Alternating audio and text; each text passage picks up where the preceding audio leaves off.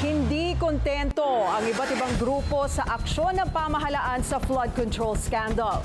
Kaya sa panibagong massive protest bukas, bit-bit nila ang mas malaking panawagan. Ayon sa ilang grupo, mula ibaba hanggang sa pinakamataas, dapat paimbestigahan. Nagbabalik si Mavic Trinidad para sa detalye. Kasabay ng paghahanda para sa mga lugar na gagamitin para sa Trillion Peso March Part 2, buong-buo na rin ang loob ng pakikipaglaban sa korupsyon ng mga grupong dadalo bukas. Sa panayam ng programang Kong Radio ng Abante, nanindigan si Kiko Aquino D, ang convener ng Tindig Pilipinas, na wala nang makapipigil sa kanilang isasagawang rally bukas. Ito ay kahit na raw umuusad naman ang mga aksyon ng pamahalaan laban sa flood control scandal. Hindi pa sapat niya ang mga investigasyon at ang mga kabi-kabilang pagsasampa ng kaso ng pamahalaan. Kulang na kulang pa ho. Kasi kukonti pa lang po yung nakukulong at wala pa dyan yung mga matataas na opisyal.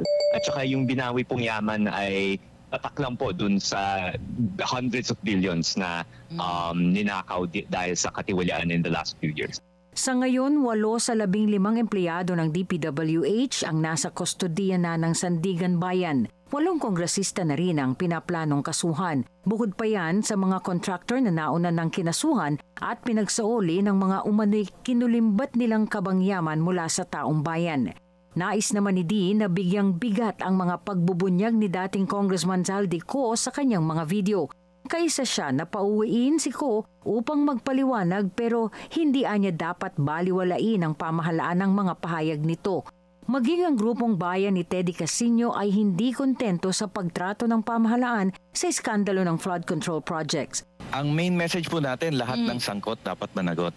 Yan. At dapat makulong na yung mga kurakot. I think common messages po yan, whether sa Luneta or sa EDSA. At hindi po tayo nakokontento doon sa nakikita natin sa ngayon ng mga investigasyon.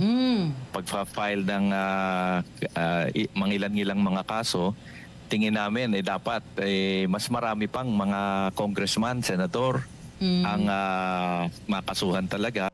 Sabi pa ni Casino, this goes all the way to the top. Kaya naniniwala daw siyang dapat pati si Pangulong Marcos Jr. ay imbestigahan ng ICI at Ombudsman.